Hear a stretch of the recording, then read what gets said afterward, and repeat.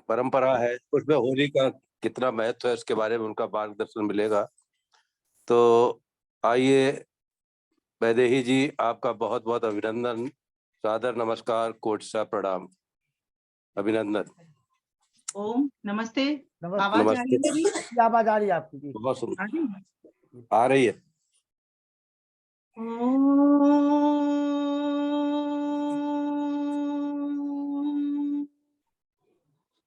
अग्नेय सुपथाराय अस्मान् विश्वानि देववयुनानि विद्वान् युयोध्यस्म जुहुरानमेनो भूयिष्ठां ते नम उक्तिं विधेम। ॐ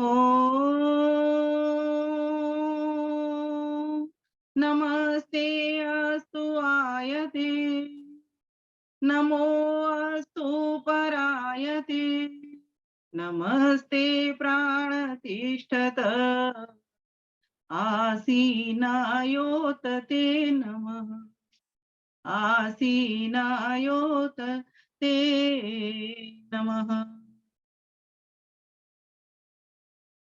ललितपुर से चलने वाला यह कार्यक्रम बहुत ही सुंदर ढंग से चल रहा है। कार्यक्रम के संयोजक आदरणीय श्रीमान भ्राता आर्य रतन लखन लाल जी, श्रद्धेय मुनि जी, और अभी जिन्होंने मेरा स्वागत किया, सम्मान किया, ऐसे भाई श्रीमान वेद प्रकाश जी, एवं कार्यक्रम की अध्यक्षता करने वाले श्रद्धेय स्वामी शांतानंद जी, तथा आज अभी हमारी जो बहन गीत गा करके गई हैं, बहुत ही सुंदर भजन, और माता ईश्वर देवी जी और रजनी गोयल जी जो कार्यक्रम की आज की मुख्य अतिथि हैं, और कार्यक्रम के विशिष्ट अतिथि माननीय श्री विनोद बंसल जी, तथा जितने भी भाई बहन जहां जहां से भी जुड़े हुए हैं, सभी को मैं सर्वप्रथम सादर नमस्ते कहती हूँ। तत्पश्चात होली के इस पावन पर्व की हार्दिक शुभकामनाएं और लख लख बधाइयां प्रेषित करती हूँ। आप सभी को होली का ये पावन पर्व मंगलमय हो। प्यारे भाइयों बहनों, जैसा कि विषय है हमारा होली का रंगारंग कार्यक्रम, बहुत सुंदर है, विषय भी बहुत सुंदर है, और इसी चक्कर में तो इस होली को हम होलिकोत्सव के साथ साथ रंगोत्सव भी कहते हैं, क्योंकि यहाँ पर व्यक्ति रंगों के साथ भी होली खेलता है। तो सर्वप्रथम तो हम जानेंगे पर्व क्या होता है। पर्व का अर्थ होता है पर्वती पूर्यति जनान आनंदेन इति। पर्व वे होते हैं, पर्व वे पड़ाव होते हैं जिनसे हमको प्रेरणा और प्रसन्नता, दो चीजें एक साथ मिलती हैं। हर पर्व भारतवर्ष के भीतर चैत्र मास से लेकर के जो अंतिम मास फागुन का जो होली का मनाया जा रहा है, वहां तक हर पर्व के भीतर कोई ना कोई ऐसी प्रेरणा छुपी होती है, कोई ना कोई ऐसा संदेश छुपा होता है जो हम सभी को आह्लादित करता है, हमको सुखी रहने के सूत्र बताता है कि किस तरीके से हम सुखी रह सकते हैं, किस तरह से हम आनंदित रह सकते हैं और लोगों को भी सुखी कर सकते हैं, आनंदित कर सकते हैं। वास्तव में ये होली का जो पर्व है, ये लोगों को उल्लास देने के लिए, एक आरोग्य भी प्रदान करने के लिए, एक सौहार्द भी प्रदान करने के लिए ये आता है। यहाँ कोई ऊंच नीच नहीं, कोई जात पात नहीं, कोई भेदभाव नहीं, कुछ भी नहीं, सब एक हैं, सब एक दूसरे को एकत्वम अनुपश्यता, एक परमात्मा की भावना सबके भीतर देखते हैं कि एक ईश्वर है जो सभी प्राणियों के भीतर बना हुआ है, सभी की रक्षा कर रहा है, सभी को सुख पहुंचा रहा है, और हम सब एक ही आत्मा हैं। हम कोई अलग अलग आत्मा नहीं है। हाँ, हमारे कर्मों के हिसाब से हम अलग अलग अपना जीवन यापन करते हैं, लेकिन एक समान आत्मा है, एक ही हम बंधु भाई हैं। फिर ये भेदभाव क्यों, ये जात पात क्यों? इन्हीं सभी को मिटाने के लिए जो ईर्ष्या द्वेष है, राग है, ममता है, इन सभी को समाप्त करने के लिए, गरीब है अमीर है, इन सभी को जड़ से मिटाने के लिए ये पर्व जो मासों का जो अंतिम मास फागुन मास आया है, जिसको कि हम होली के रूप में मनाते हैं, ये पर्व हमें संदेश दे रहा है कि प्यारे भाइयों, सब होली, जो होली सो होली, उसे बुला दे हम, मन में जो बसी हो ईर्ष्या द्वेष राग, उसको मिटा दे हम। तो कितना बड़ा संदेश छुपा हुआ है सिर्फ मात्र इन 2 पंक्तियों के भीतर ही। जो हो गया भूल जाओ, छोड़ दो उसको। इसीलिए मैंने देखा है, आप ग्रामीण क्षेत्रों में जाओगे तो वहां पर जो घर का झाड़ू भी होता है ना, या कूड़ा करकट होता है, उसको बाहर ले जा करके फेंक आते हैं। कि जितना भी कूड़ा है घर का हो, चाहे अंदर अपने पिंड के अंदर का हो, आपके मन के भीतर भी जमा हो, वो भी आज कूड़ा साफ कर दीजिए। और वो कूड़ा कौन सा है? वो ही ईर्ष्या देश का है। किसी से कोई गिला नहीं, किसी से कोई शिकवा नहीं, ना ईश्वर से गिला शिकवा, ना भाइयों से बहनों से कोई गिला शिकवा। सब हमारे अपने बंधु बांधव हैं। बस यही तो अंतर आ जाता है कि अपनी पूजा पद्धति सबकी अपने अपने ढंग से अलग अलग चल रही है। लेकिन चूंकि ये वैदिक संस्कृति का मंच है, और मैं तो आज इस मंच का भी नामकरण करने के लिए चली हूँ। जब भी भ्राता जी अपना पत्रक भेजेंगे तो उसमें लिखें वैदिक ज्ञान प्रवाह। क्योंकि वास्तव में लखन भैया इतना बड़ा जबरदस्त काम कर रहे हैं, एक भी दिन नागा नहीं करते हैं। मेरी अभी बात हो रही थी उनसे, तो मैंने कहा भाई साहब, आप, मुझे तो नहीं लगता कि भारतवर्ष में कोई विद्वान आपसे सन्यासी छूटा होगा जिसको आप अपने मंच पर नहीं लाए होंगे। तो कह रहे बहन जी, प्रयास मेरा पूरा पूरा रहता है, और मैं प्रयास करता हूं कि हर विद्वान मेरे इस मंच के ऊपर आए और अपनी अपनी विचारधारा के द्वारा, अर्थात वैदिक संस्कृति को दूर दूर तक पहुंचने में कामयाब हो, अर्थात समाज में जागृति फैलाने का काम करे। मैंने कहा ये बहुत बढ़िया, आप तो सच में बधाई के पात्र तो हो ही, साधुवाद के भी पात्र हो, नमन के भी पात्र हो आप। आपके लिए तो मैं करतल ध्वनि करती हूँ। तो ऐसी मेरी जब बात अभी थोड़ी देर पहले चल रही थी, घंटे भर पहले, मैंने कहा मैं तो अभी कामों में व्यस्त हूँ। आज हमारे यहाँ दिल्ली में बहुत बढ़िया एक कार्यक्रम चल रहा था होली मंगल मिलन का, उसमें भी मेरा जाना नहीं हो पाया। घर की अपनी व्यस्तता भी होती है। दूसरी बात, मैं ये लखन भैया का कार्यक्रम भी नहीं छोड़ना चाहती थी, क्योंकि अभी तक वहां 7:30 बजे तक कार्यक्रम चला है, मैं वापस लौट भी नहीं पाती। तो वो जो होली मंगल मिलन का कार्यक्रम है, आप लोग उसको आर संदेश टीवी पर देख सकते हो, और हो सकता है वो 2-3 बार रिपीट भी आगे होगा।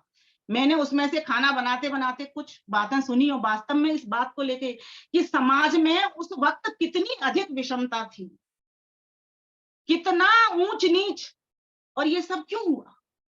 क्योंकि हमको ऐसा कर दिया गया, जो मुगलों का शासन रहा या फिर बाद में अंग्रेज आ गए, सभी की सभी हमारी संस्कृति को मिटाने के लिए आए। महर्षि दयानंद सरस्वती अगर नहीं आते तो हम तो सब कुछ भूल चुके होते, अपने पर्वों को भी भूल चुके होते। आज ये पर्व हैं, ये पर्व हमारी संस्कृति को मजबूत बनाया करते हैं, ये हम सबको एक बनाया करते हैं। अगर ये पर्व ना आए तो हम तो भूल जाएं।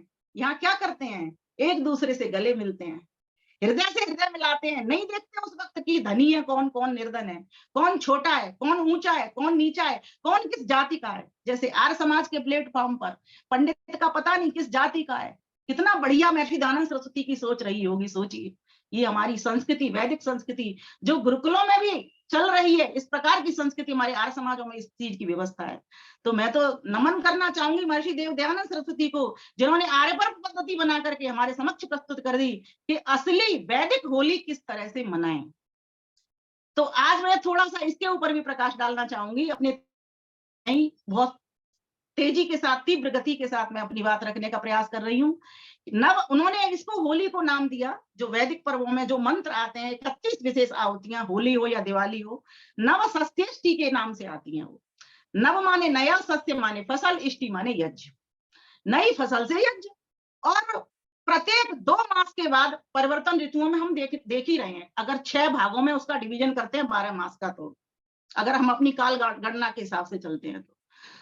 और अभी ये जो आ रहा है वो कैसे आ रहा है? ये बसंत ऋतु के भीतर ही आने वाला पर्व है।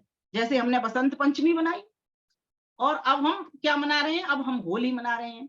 और फिर इससे आगे हमारा बैसाखी का पर्व भी आ जाएगा। फिर उसके बाद गर्मियां खूब अपना जोर पकड़ लेंगी। ये मौसम ऐसा है होली मनाने का, इसमें पूरा बसंत दिखाई दे रहा है। चारों ओर जाइए आप, वातावरण आपको ऐसा लगेगा खिला हुआ खिला हुआ, और वातावरण को देख करके हमको भी खिलने का मन कर जाता है। ईश्वर सृजन कर रहा है यहाँ पर सृष्टि का। अभी हम मनाएंगे 15 दिन के बाद, चैत्र शुक्ल प्रतिपदा को हमारा नव संवत्सर मनाया जाएगा। और ये मास जो फागुन मास है, ये यही तो कह रहा है, मैं जा रहा हूं भाइयों, मैं जा रहा हूं सारी गंध को फेंक करके, और कुछ नयापन, कुछ नई ऊर्जा, कुछ नई उमंग, कुछ नया उत्साह से तुमको भरने के लिए मैं तुमको दे करके जा रहा हूं। मैं दादा तुम्हारा, मैं तुम बच्चों को दे करके जा रहा हूं कि मेरे बाद में क्या काम करना। बताइए, एक मास सिखा रहा है हमको इस बात को। भुला दो ये सारे गिले शिकवे, तोड़ दो ये इस प्रकार के बंधन, जो ऊंच नीच के हैं, दलित वलित, वो दलित, ये दलित, वो नीचा, वो ऊंचा, ये सब क्या है? ये होली का पर्व सिखाने के लिए आया है। पुष्पों को देखो, एक बाग के भीतर कैसे तरह तरह के पुष्प एक साथ होकर के खिल रहे हैं, कोई किसी से झगड़ा नहीं, अपनी अपनी सुगंध बिखेर रहे हैं। आज आवश्यकता है हमको एक होने की। अभी आर्य प्रतिनिधि सभा के मंच से बात जा रही थी अभी होली मंगल मिलन में, अपने रिश्तों को बचाएं।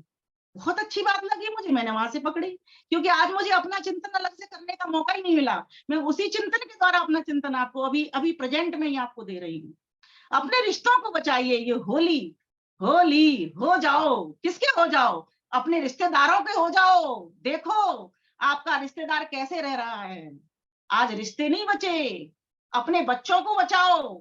आज बच्चे नहीं बचे, हमारे बच्चे हैं कहाँ जा रहे हैं, उनकी दिशा कहाँ जा रही है, इसलिए हमारी दशा खराब हो गई है। उनके हो जाओ, थोड़ा सा किटी पार्टियों से मन को, माताएं बहनें हटा करके और अपने बच्चों के निर्माण में लगा दें, क्योंकि माता निर्माता भवती और पिता पालका भवती, दोनों माता पिता लग जाए उनको संस्कार देने। संस्कार आएंगे कैसे? इसी तब आएंगे जब घर का जो वातावरण है वो साधु सन्यासियों से, महात्माओं से, विद्वानों से भरेगा, अपने आर्ष ग्रंथों से भरेगा, यज्ञों से भरेगा, योग से भरेगा और वेद से भरेगा, तब जाकर के संस्कार बचेंगे। तो ये होली का पर्व कहने के लिए आया है, अपनी वैदिक संस्कृति की रक्षा करो। एक अपनी वैदिक संस्कृति के हो जाओ। जब आप अपनी वैदिक संस्कृति के हो गए तो सारा संसार आपको अपना लगने लगे, और फिर सारे संसार में आपको उस ईश्वर की अनुभूति हो जाएगी, आप उस ईश्वर के भी हो जाओगे। ये होली का पर्व ये संदेशा देने के लिए आया। तो नई फसल से इन दिनों नया अन्न आ रहा है, ज्वार आ रहा है, जौ आ रहा है। हमने सुबह आहुति लगाई थी और अभी मैं तो यज्ञ करके ही उठी हूँ भोजन बनाने के पश्चात, क्योंकि मैं पति देव के साथ यज्ञ करना था मुझको। और जौ की बाली और चने की बालियां, हमारे यहाँ तो ग्रामीण क्षेत्रों में तो इसको इतना अधिक लाया जाता है और सबको खिलाते हैं, सबको खिलाते हैं, भूनते हैं, कुछ अग्निदेव को चला जाता है और कुछ फिर आपस में मिल बांट करके खाते हैं। और फिर जो उसकी जो राख होती है, विभूति जिसको बोलते हैं हम, उस राख को माथे पर टीका भी लगाया जाता है, उसको भी एक आनंदवर्धक वातावरण करके एक एंजॉय किया जाता है वहां पर। तो सोचो, और क्या करते हैं हम गुलरियां बनाते थे गाय के गोबर की, वहां पर गाय की पूजा भी हो रही है। सोचिए, गाय का सत्कार करने का, गाय की सेवा करने का कितना उत्तम ढंग है। जो नया अन्न आएगा वो किस में जाएगा? अन्न कुंड में जाएगा। बृहद यज्ञ करेंगे, सामूहिक यज्ञ करेंगे। और उसका आप देख रहे हो पर्याय कि आप अपनी बस्ती से बाहर जाओगे तो वहां पर लोग क्या करते हैं, बहुत सारी लकड़ियां लगा लेते हैं और फिर उसमें एक धागा बांध करके एक सुरक्षा दे देते हैं, उसको एक सुरक्षा कवच की तरह लपेट देते हैं। उनको इस बात का मतलब नहीं है, इसका मतलब है कि पूजा का क्षेत्र है, यहाँ पर अभी यज्ञ होगा, कोई व्यक्ति गंदे हाथ ना लगाए, यहाँ पर प्रवेश न करे, इसलिए मोली के द्वारा उसको बांध दिया जाता है और फिर वहां पर आकर के यज्ञ की व्यवस्था होती है। लेकिन आजकल वो सब कुछ देखने में नहीं आ रहा, चारों ओर विकृति नजर आ रही है।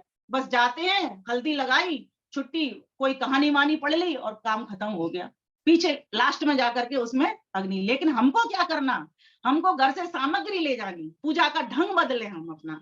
होली में यज्ञ के भी तो होना है, वातावरण की शुद्धि कैसे होगी, विचारों की शुद्धि कैसे होगी, वर्ण की शुद्धि कैसे होगी, व्यवहार की शुद्धि कैसे होगी, कर्म की शुद्धि कैसे होगी, इसके लिए हमको लगना पड़ेगा। हमें इन बृहद सामूहिक यज्ञ जो नवान आया है उसको उसमें डाल करके उसका लाभ लेना होगा और लाभ देना होगा, तभी तो आनंद होगा। क्योंकि मैंने पहले ही अपनी बात को प्रारंभ किया था कि ये पर्व हमको आनंद प्रसन्नता देने के लिए आते हैं, कुछ प्रेरणा, कुछ संदेश देने के लिए आते हैं। कोई छोटा नहीं, कोई बड़ा नहीं, परमात्मा के सब अमृत पुत्र पुत्रियां हैं, मगर अमृत पुत्र पुत्रियां रहने का गुण भी तो आना चाहिए। तो हमें यज्ञों की हो जाएं, इन यज्ञों को घर घर में पहुंचा दें। आज होली के दिन संकल्प लेना यही है। मैंने एक भाई को देखा था, आग लगा रहा था, उसमें पेट्रोल डाला, उसने आग लगा दी। भाई हमारे यहाँ तो कपूर से आग जलाई जाती है। और ये जो देखो नवान आया, हम ये होली पर भी करते हैं, तो ये लोहड़ी पर पंजाबी लोग भी करते हैं। वहां पर भी वो नए अन्न के लिए पहले भगवान को प्रसाद लगाते हैं, और भगवान को प्रसाद लगाने का जो सर्वश्रेष्ठ तरीका है, यज्ञो वही श्रेष्ठतमं कर्म, मात्र एक यही है कि जब यज्ञ को भोग लगा दिया तो समझो सब देवताओं की पुष्टि होगी, क्योंकि ईश्वर ने तो खाना नहीं, लेकिन ईश्वर ने जो जड़ देव बनाए और जो चेतन हम और आप बनाए, उन सभी तक वो आहुति पहुंचती है। तो ऐसा कार्य, ऐसी चीज, ऐसी सोच हमारे ऋषि मुनियों ने ईश्वर की वाणी से लेकर के हम तक पहुंचाए कि वही ईश्वर कैसा है, चंद्रमा भी है, वही ईश्वर वायु है, और सब तक पहुंचाने का काम हमारा जुम्मा उन्होंने सौंप दिया। क्यों? क्योंकि हम मनुष्य हैं, मत्वा कर्मण सिद्ध्यति, हम ही मनन और चिंतन करके इस कार्य को कर सकते हैं। बाकी पशु पक्षी कोई भी भोग योनि इन कार्यों को नहीं कर सकती। इसलिए आज आवश्यकता है हम यज्ञों की हो जाएं। और जो नया अन्न आया है, हमारे यहाँ तो गुजिया बनाने की परंपरा है। उत्तर प्रदेश में हमारे यहाँ गुजिया बनाते हैं, नया अन्न आता है गेहूं की, पीसते हैं उसको, घर पर ही पीसते हैं चाकी। अब तो चाकियां खत्म हो गई, बाजार से ले लेते हैं, मैदा ले आते हैं। और पहले तो क्या होता था, गेहूं को पीसते थे, फिर एक छन्नी बनाते थे, कपड़े के ऊपर बांध करके उसके ऊपर गेहूं को चलाते थे, उस आटे को, और नीचे नीचे जो महीन महीन रह जाता था वो मैदा होती थी। ऊपर का अन्न आटे में मिला करके जो चोकर बचती थी, वो भी रोटी बहुत फायदेमंद होती थी।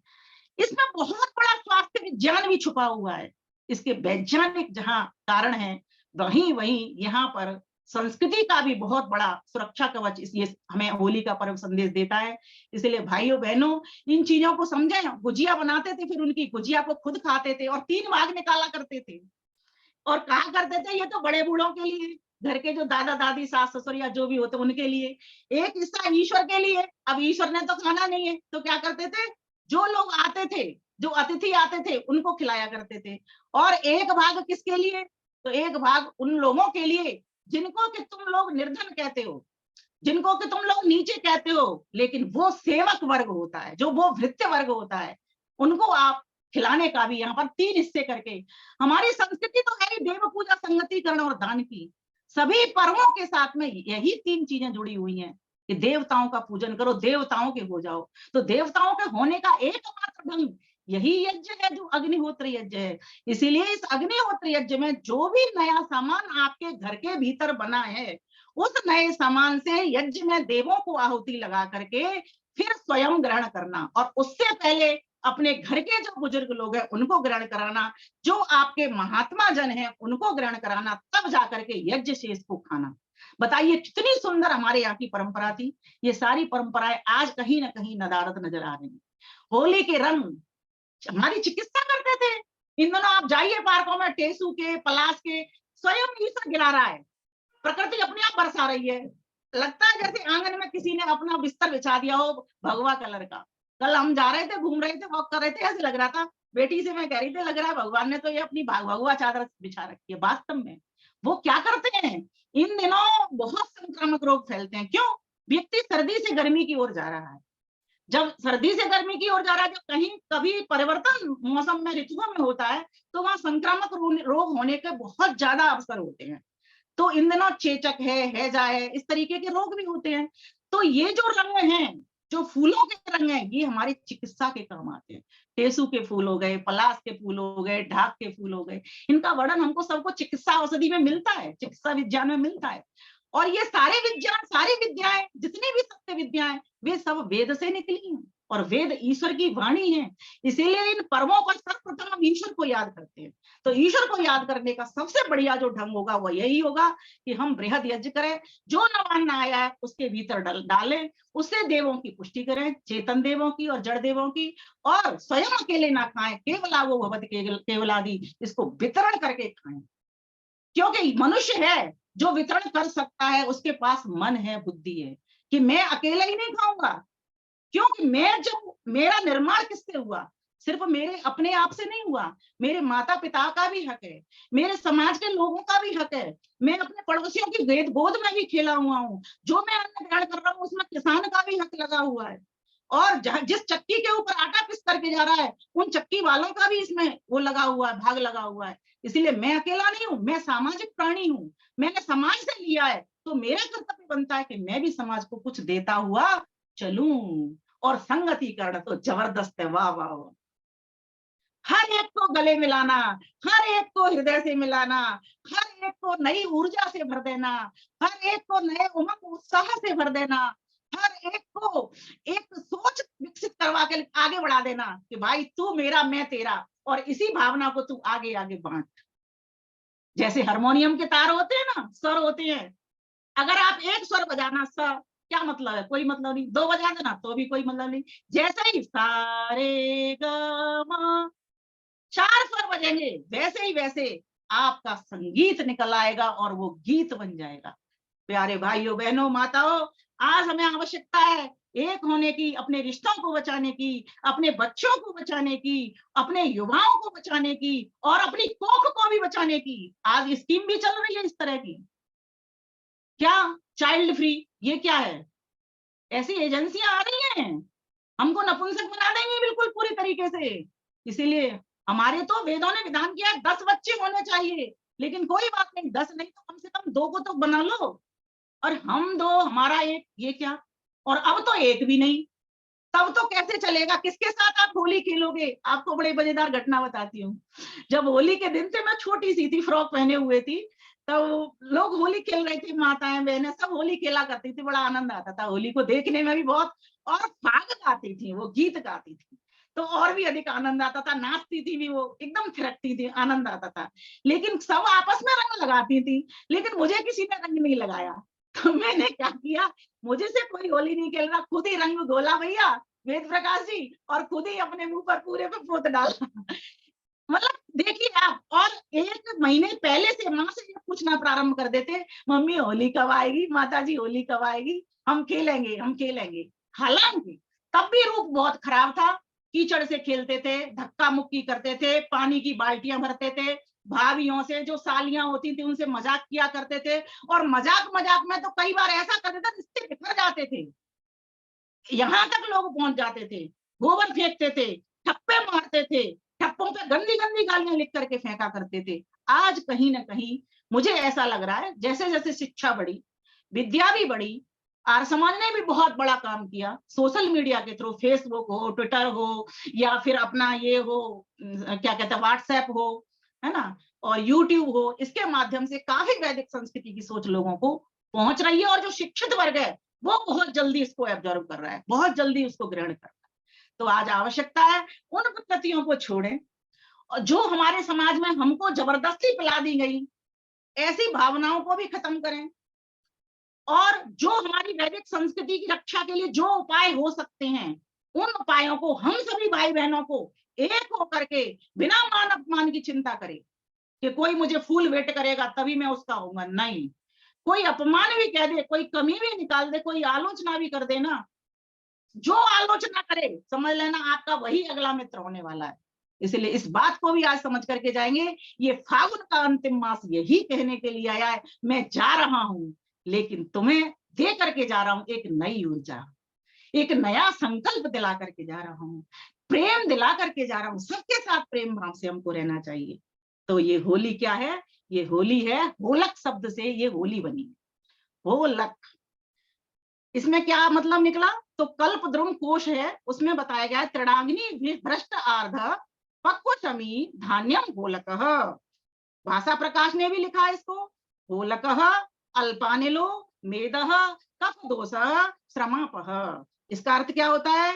होलको अल्पानिलो, और त्रिणाग्नि भ्रष्टार्ध क्या मतलब निकला? तिनकों की अग्नि में, त्रिणाग्नि तिनकों की अग्नि में, भ्रष्ट अर्ध पक्व भुने हुए अध पके, शमी धान्यम होलकः, शमी धान फली वाले अन्न को होला या होलक कहते हैं। अब शमी धान अन्न कौन सा हो गया? तो जो चना है, जो गेहूं है, जो बाली में लगा हुआ है, अभी हमने हवन करके, कई लोगों ने मेरे को प्रश्न किया तुम कैसे भूनोगी? देखो प्लेट रखी है, अभी पति देव ने कहा मैं तुमको बताता हूँ कैसे भूनेंगे। मैंने कहा छोटा सा यज्ञ कैसे भूनोगे? देखो जितनी गिर गई, कह रहे वो अग्निदेव ने अपने आप ले ली, जो करी ऐसे इस तरह से, और जो बच गई ऊपर ऊपर वो हमारे लिए हो गई। अब इनमें से भी कुछ समाज को लेकर जाऊंगी, कुछ जो आएंगे मेरे सेवक वर्ग उनके लिए रखूंगी, और कुछ हम आपस में शेयर करेंगे, खाएंगे। हम तो इतना आनंद करते थे, जो उसकी रात होती थी ना उसको भी मुंह पे लगा लिया करते थे, ऐसे रंगोत्सव मनाते थे। बताइए, परमात्मा ने हमारे लिए हर व्यवस्था की हुई है, और मनुष्य ऐसा है, उसके पास मन बुद्धि है, इसलिए वो सोचता है कि मैं कैसे खेलूं होली। तो मैं तो बच्चों को भी बताती हूँ, गाजर ले लो, रंग बनाना है, टमाटर ले लो, बना लो बाल्टी में घोल करके, पीस करके मिक्सी में, बन गया रंग आपका लाल रंग। ये कम से कम स्किन को नुकसान तो नहीं करेगा, विशेषकर जब जब इस मौसम में चेचक निकलती है। बताइए स्किन को कितनी बड़ी एलर्जी करती है। तो आज आवश्यकता है हमको इन सब बातों को समझने की और आरोग्य लाभ लेने की। ईश्वर ने स्वयं आरोग्य करने के लिए उस तरह के फूल फल हमको दे दिए हैं, उस तरीके का आहार विहार करें हम। देखो, कृष्ण भगवान ने गीता में बड़ी सुंदर बात कह दी है, हर दिन के लिए मैं तो कहती हूँ वो उपयोगी है।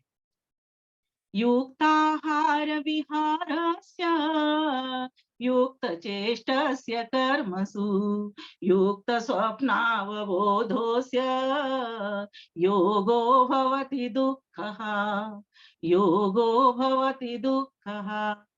व्यक्ति का को ये उचित समय पर उचित ऋतु के अनुसार आहार करना आ जाए। आज तुम बच्चों से पूछो कि बेटा इस मौसम की कौन सी चीज है, वो नहीं बता सकते, और मैं बता सकती हूँ, क्योंकि हम जिस क्षेत्र से हैं वहां पर उस सीजन में वही चीज मिलती थी, कोई कोल्ड स्टोर की चीज मिलती ही नहीं थी। आज कोल्ड स्टोर का सामान दिल्ली में इतना अधिक मिल रहा है, बड़े बड़े महानगरों में मिलता है, बच्चों को सच में नहीं पता है। कौन सिखाएगा कि हमारे 12 मास होते हैं, चैत्र वैशाख ज्येष्ठ आषाढ़ श्रावण भादव क्वार कार्तिक अगैन पूस माघ फागुन, बड़े आसानी से हमारी दादी बोल दिया करती थी। और कैलेंडर में पढ़ना नहीं जानती थी, लेकिन पूरा कैलेंडर का हिसाब भी वो जानती थी। कैसे करते थे ये सब? ऐसे ही करते थे। अपनी वैदिक संस्कृति के वो पास थे, आज हम वहां से दूर होकर पश्चिमी सभ्यता के रंग में रंगना प्रारंभ हमने कर दिया है। अब जनवरी में सोचो, अब हमारा तो नव संवत्सर आ रहा है 15 दिन बाद, तो हमको कैसे मनाना है? इसी तरह से मनाना है। नवीन होना है, नवीन दफ्तर होगा, नवीन कार्यालय होगा, नई पुस्तकें होंगी, उनको जो हमारी पुरानी पुस्तकें उनको फेंकना नहीं है, उनको नवीन करना है। जो फटी है उनको चिपकाना है। हमें पुस्तकों का भी तो होना है, होली मात्र होना, बस इतना सा इसका अर्थ निकाल रहे हैं। हमें हो जाना है, किस किस का होना है? हमें पुस्तकों का भी हो जाना है। और पुस्तकों का कैसा होना? मात्र जिल्द नहीं लगानी, मात्र चिपकाना नहीं, उसको पढ़ने का भी संकल्प लेंगे। जो ईश्वर अजर है, अमर है, नया है, और जो आत्मा कभी नहीं मरती, अजर है, अमर है, और जिस प्रकृति से हम बने हैं, विकृति रूप में, विकृति तो जाएगी, ये संसार तो जाएगा, लेकिन प्रकृति कभी नहीं मरती। तो 3 तत्व तो हमेशा रहते हैं, आकाश काल दिशा, ये भी अनादि रूप से रहते हैं हमारे साथ, क्योंकि हम जीवात्मा और परमात्मा सब इसी में ही पड़े रहते हैं। इसीलिए प्यारे भाइयों बहनों, आज हमको सबको वैदिक संस्कृति की समीपता करनी है। होली का नाम हो जाना है, ना कि हुल्लड़। होली का नाम हो जाना है, ना कि हुल्लड़ मचाना। लकड़ियों का ढेर लगाना है तो आम की लकड़ियों का ढेर लगाना है, कोई कूड़ा कबाड़ा बीन के नहीं लगाना, कोई पेट्रोल से मिट्टी के तेल से अग्नि नहीं जलानी, कपूर लेकर के अग्नि जलानी है। और कौन करेगा इस काम को? मात्र प्रवचन का विषय नहीं है। कोई भी सामाजिक व्यक्ति, कोई भी विद्वान व्यक्ति जो इस बात को समझ रहा है, वो अपने पड़ोस में देखे और खुद व्यवस्था करे कि मैं करूंगा, मैं घर से सामग्री लेकर के जाऊंगा, मैं कपूर लेकर के जाऊंगा, और मैं वेद मंत्र बोलूंगा। कुछ नहीं आता कोई बात नहीं, गायत्री मंत्र बोल दूंगा, गायत्री मंत्र से उस अग्नि को प्रज्वलित कर दूंगा, गायत्री मंत्र से मैं सामग्री की आहुति लगा दूंगी। मैंने 1-2 जगह पर अंतिम संस्कार के लिए मेरा जाना हुआ है, तो 2 अंत्येष्टि यज्ञ भी मैंने कराए हुए हैं। महिलाओं को आपने कभी देखा नहीं होगा, लेकिन मुझे ये सौभाग्य मिला कि मैं ये करवा पाई। तो वहां पर वो व्यवस्था नहीं थी उतनी, मुझे पता था कि शायद वहां पर नहीं मिलेगी, तो मैंने पहले से ही वो इंतजाम कर लिया कि कुछ सामग्री, कुछ ऐसा घी है, कुछ लकड़ियां इस तरह की लेकर के हम घर से जाए, 5-6 घर मिल करके, तो हम उस काम को कर सकते हैं। तो हमने ये काम किया, और वहां के लोगों को भी, जो लोग थे उनको भी अच्छा लगा, क्योंकि इतना बड़ा शरीर जिसमें से गंध दुर्गंध आ रही है, और उसकी शुद्धि के लिए हमने इस तरीके की व्यवस्था की, तो कितनी उसमें शुद्धि फैलेगी वातावरण। तो ये जो होली का पर्व आया, ये विचारों की शुद्धि करने भी आया है, वर्णों की शुद्धि भी करने आया है। लोग इन वर्णों को भूल गए हैं, जाति के चक्कर में फंस गए हैं। मनुष्य मात्र एक जाति है, स्वामी दयानंद सरस्वती सत्ता प्रकाश में स्पष्ट लिखते हैं, हम सभी की एक ही जाति है, मनुष्य जाति है। कोई छोटा बड़ा नहीं, कोई ऊंचा नहीं, नीचा नहीं, कोई दलित दलित नहीं, कोई कुछ भी नहीं, सब मनुष्य हैं, और अपनी अपनी योग्यता स्वयं विकसित कर सकते हैं, और अपनी अपनी योग्यता को स्वयं देख सकते हैं। इसीलिए ये सामाजिक समरसता का भी संदेश देने के लिए बहुत अच्छा प्रकार से हमको वर्णन कर रही है और प्रेरणा दे रही है। क्या? ब्राह्मणो अस्य मुखमासीद बाहुराजन्यः कृतः, और उरु यदस्य तद्वैश्य पदभ्रम शूद्रो अजायत। ब्राह्मण कौन है? लोग ने समझा कि जो ब्राह्मण के घर में पैदा हो गया वही ब्राह्मण है। नहीं, जिसके पास में ब्रह्म का ज्ञान है, और जो लोगों का ठीक प्रकार से मार्गदर्शन कर रहा है, और जो स्वयं यज्ञ करता है, लोगों को यज्ञ करवाता है, जो स्वयं दान लेता है, लोगों को भी दान देता है। ये 6 कर्म मनुस्मृति में मनु महाराज बता देते हैं कि ब्राह्मण तो वो होता है। तो फिर यहाँ पर ये जाति और कैसे के जिसके घर में पैदा हो रहा है, और आजकल ये चीज की रूढ़ी तो मैं हर समाज में भी देख रही हूँ। शास्त्री के घर में कोई पैदा हो गया, उसको शास्त्री बोलना प्रारंभ कर देते हैं, चाहे भले ही उसे शास्त्रों का बिल्कुल भी ज्ञान नहीं हो। इस बात को लेकर के मेरी बहुत चर्चा चला करती है, लेकिन फिर मैंने भी इस बात को इस तरह से समझा कि ठीक है, शास्त्री लगाने से हो सकता है वो शास्त्र पढ़ना प्रारंभ कर दे, जैसे आर्य लगा देते हैं तो आर्य तो के गुण आना प्रारंभ कर दे, इसलिए इसका विरोध नहीं करना इनका, लेकिन बोध जरूर करवा कर देना है। इस चीज पर शोध होना चाहिए और बोध भी होना चाहिए, विरोध कभी नहीं। किसी का हम विरोध नहीं करें, लेकिन उसी बात को हम बोध करके तो हमें ज्ञान का भी हो जाना है, अपने आप का भी तो हो जाना है हमको। तो ये होली का संदेश हमको देने के लिए आया है कि होली हुल्लड़ का नहीं है, ये तो कहने के लिए आया। एक बड़ी बढ़िया बात लिखी थी कि सब कुछ हमें इस प्रकृति में नया नया दिख रहा है, और जैसे कि कवि लोग गाया करते हैं, बागन में बनन में बगरियो बसंत है। तो एक कवि ने बड़ी सुंदर बात लिखी, मुझे आज तक वो ध्यान में रहती है।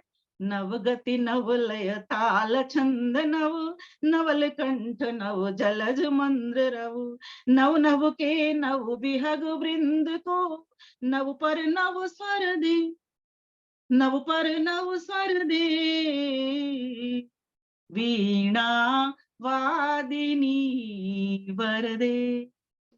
तो ये जो हमें पर्व है सिखाने के लिए आया है कि हम किस प्रकार से पर्व मनाएं, होली मनाएं। फागुन सुदी चतुर्दशी को घर की सफाई करके रख लें, क्योंकि ये पूर्णिमा के दिन मनाया जाता है, और पूर्णिमा की भी आहुति लगाएं, 31 विशेष आहुतियां लगाएं, लोगों को आमंत्रित करें, कुछ इस प्रकार की बातें उनके सामने भी रखें, जैसे कि हम ये ऑनलाइन आपस में बात कर रहे हैं। ऐसा सत्संग का वातावरण भी बनाएं कि हम वैदिक होली किस प्रकार से मना सकते हैं, किस प्रकार से अपनी संस्कृति की रक्षा कर सकते हैं। ये सब हमारे पर्वों से जुड़ी हुई बातें हैं।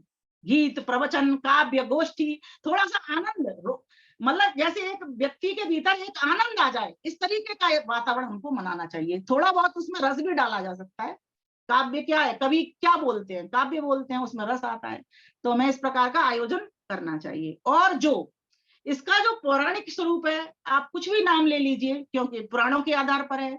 तो जो हिरण्यकश्यप वाला जो किस्सा आता है ना, देखिए हिरण्यकश्यप और प्रहलाद से पहले भी तो होली मनती थी, ये नवसृष्टि होता था। क्योंकि हमारे जितने भी पर्व हैं वो प्रकृति से पहले जुड़ते हैं, बाद में उसमें सामाजिक समरसता जुड़ जाती है, धार्मिकता जुड़ जाती है, और बाकी की चीजें चलती चली जाती है, इतिहास भी जुड़ता चला जाता है। तो होली से पहले जिसको हम कहते हैं हिरण्यकश्यप, होलिका या प्रहलाद, इनसे पहले भी तो होली मना करती थी। प्रकृति का परिवर्तन तो आज सृष्टि से, जैसे जैसे सृष्टि बनाता है तभी से परिवर्तन प्रारंभ हो जाता है। चैत्र, वैशाख, ज्येष्ठ, आषाढ़, पूरे 12 मास इसी तरीके से तो चलते हैं, एक क्रम है इनका। फागुन जाता है फिर चैत्र आ जाएगा। तो ये तो अनादि काल से ही हमारे परमात्मा इस प्रकार से सृष्टि बनाता है और उस तरीके का उसका विभाग कर देता है। तो आज आवश्यकता क्या है, हमको इस बात को समझ करके होली का जो विकृत रूप हो गया है या सिर्फ इतिहास पर आधारित हो गया है, हो गया तो हो गया, चलो उसमें से हम एक अच्छी चीज निकाल लेते हैं। देखो क्या निकाल सकते हैं। जैसे हिरण्यकश्यप एक नाम है, हिरण्य का अर्थ होता है स्वर्ण, क्योंकि हम वेद मंत्र पढ़ते हैं, ईश्वर स्तुति प्रार्थना उपासना करते हैं, उसमें क्या नाम आता है, ओम हिरण्य गर्भः समवर्तताग्रे। वो परमेश्वर से क्या प्रार्थना करते हैं, हे प्रभु आप हिरण्य गर्भ हो, अर्थात जितने भी चमकीले स्वर्ण जैसे पदार्थ हैं, अर्थात सूर्य चंद्रमा आदि हैं, वे सब आपके गर्भ में हैं। तो हिरण्य मतलब स्वर्ण, और कश्यप से पश्यप इसका अगर विपरीत करेंगे तो सिर्फ चकाचौंध को, सोने को ही देखने वाला, अर्थात माया में भी रत रहने वाला हिरण्य कश्यप नाम निकल करके आता। और वो ऐसा ही व्यक्ति था जिसको अभिमान हो गया था कि मैं ही भगवान हूं, मुझसे कोई बड़ा भगवान नहीं है। तो नाश किसका हुआ, अहंकारी का नाश हुआ। जैसे रावण का नाश क्यों हुआ, क्योंकि वो अहंकार ही था। रावण को राम ने नहीं मारा, रावण को उसकी मैंने मारा। और यही ठीक खेल हिरण्यकश्यप का हुआ, यही ठीक खेल कंस के साथ भी हुआ, यही ठीक खेल दुर्योधन के साथ भी हुआ। ये आपके समक्ष पूरी पूरी हिस्ट्री है। तो जो इतिहास जो आ रहा है कि होली का पर्व मनाते हैं, इससे सीख ले बस, सिर्फ मात्र इतनी सी, क्या सीख ले कि जो माया में रत रहेगा, जो भौतिकवादी चकाचौंध में रत रहेगा, उसका ऐसा ही हाल होगा। उसको ईश्वर समेट देंगे, साफ कर देंगे बिल्कुल। और जो ईश्वर का भक्त होगा, प्रहलाद, प्रकृष्ट रूप से आह्लादित, आनंदित, क्यों? क्योंकि उस आनंद स्वरूप के पास था वो बालक। क्यों था? जब पिता ऐसा था तो उसकी माता जो कयादू थी ना, वो ईश्वर भक्ति नहीं थी, उसके संस्कार उस बच्चे ने ग्रहण कर लिए प्रहलाद ने, कि ईश्वर तो कोई एक है जो निराकार सत्ता है, जो सब जगह पे रहने वाली सत्ता है, और जो सर्वरक्षक है, सर्वव्यापक है, सर्वदेशी है, सर्वशक्तिमान है, सबका हित करने वाली है, मात्र एक ही सत्ता है।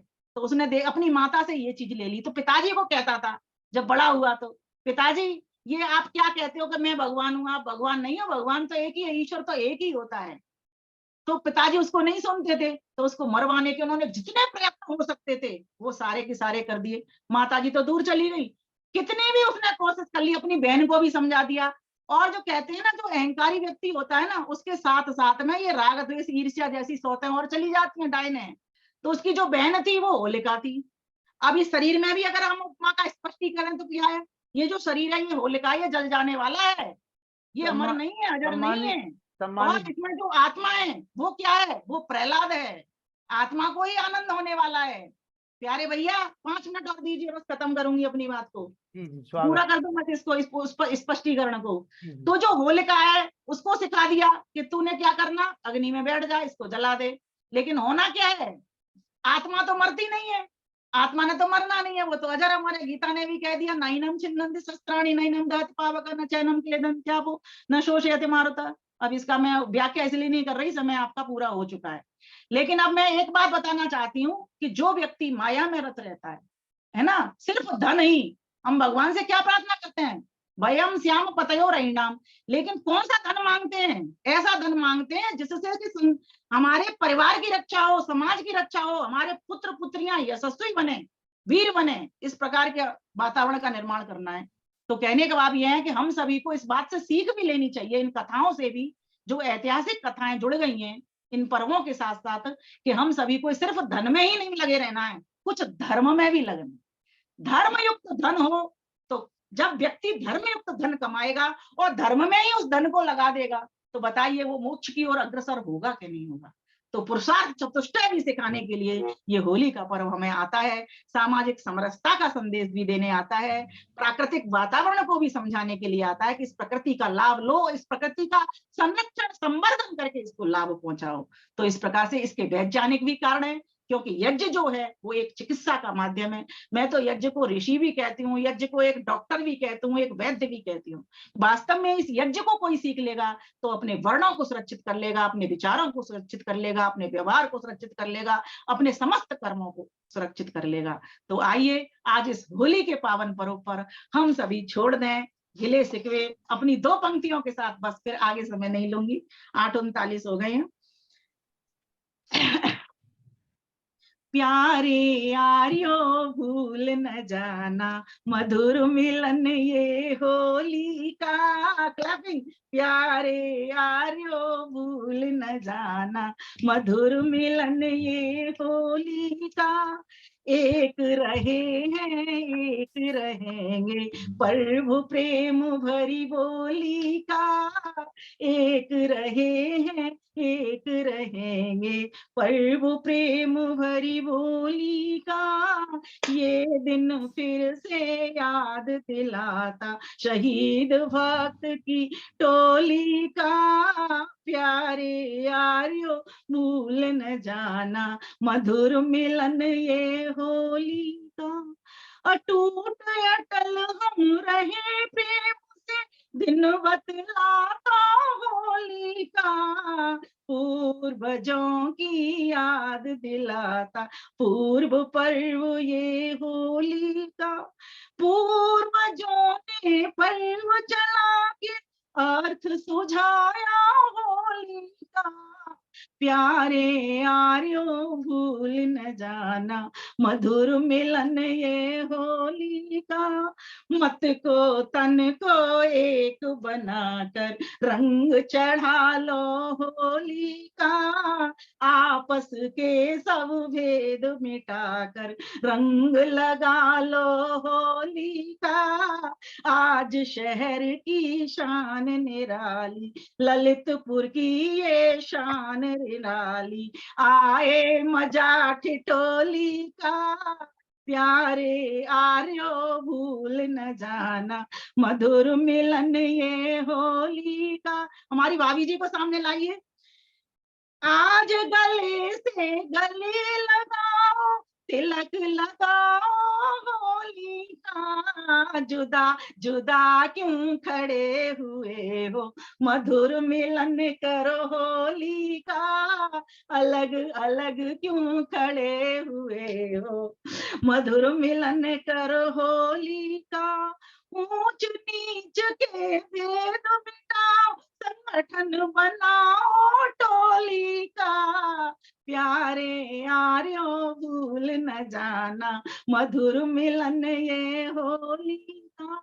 छुआछूत को दूर भगा दो, यही सबक है होली का, सारे जनों को प्रेम सिखाओ, उद्देश्य यही है होली का, प्रेम मिलन को अमर बनाओ, संदेश यही है।